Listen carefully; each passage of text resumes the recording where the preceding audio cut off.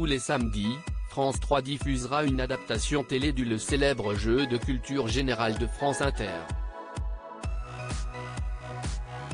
La première aura lieu ce samedi 9 septembre. Un pari osé.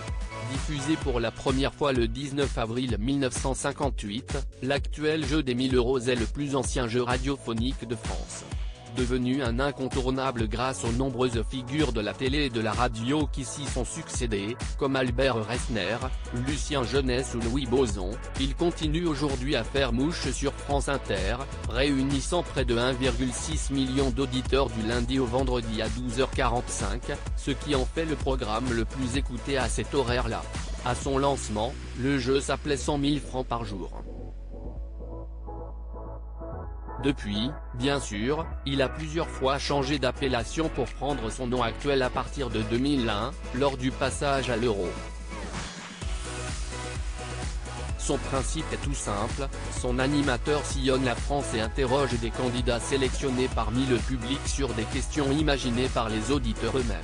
Cette fameuse interactivité est la clé d'un succès qui ne démentira plus. Le jeu des 1000 € adapté à la télévision, un élément culte a dû être modifié par la production transposée. Cette recette gagnante sur petit écran relevait du défi. Nicolas Soufflet, qui anime le jeu des 1000 € depuis 2008 sur France Inter, s'est vu confirmé à son poste, mais en binôme avec l'animatrice Karine Tessandier. France 3 a peaufiné son projet pendant plus d'un an pour donner du souffle à cette version qui ne sera pas itinérante, mais tournée dans un studio de la région parisienne. Filmer 2 personnes avec un micro et un animateur avec un casque sur les oreilles n'est pas intéressant. Nous essayons donc de prendre l'esprit de cette émission et ce qui en fait la saveur pour l'adapter, nous a confié Nicolas Soufflet, lorsque nous l'avons croisé au mois de juillet sur le tournage. Par exemple, les questions définies par des couleurs, bleu, blanc et rouge, et au niveau de difficulté croissant ont été conservées. En revanche, il a fallu légèrement transformer le son du fameux métallophone, cet instrument de musique qui égrène de façon presque infernale les 30 secondes de réflexion auxquelles ont droit les candidats. Il a été jugé trop sec pour la télévision. Le jeu des 1000 €, les règles du jeu changées pour l'adaptation télévisée. Il est également apparu nécessaire de transformer certaines règles du jeu.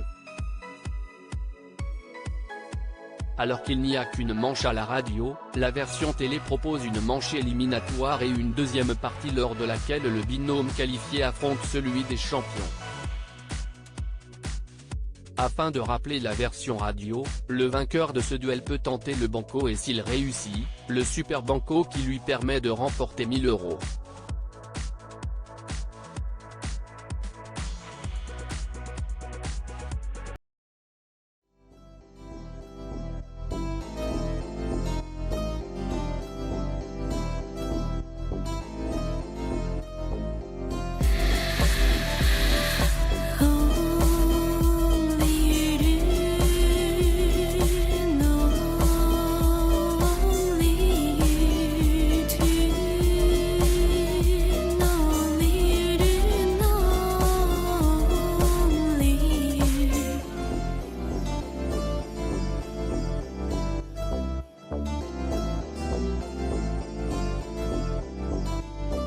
To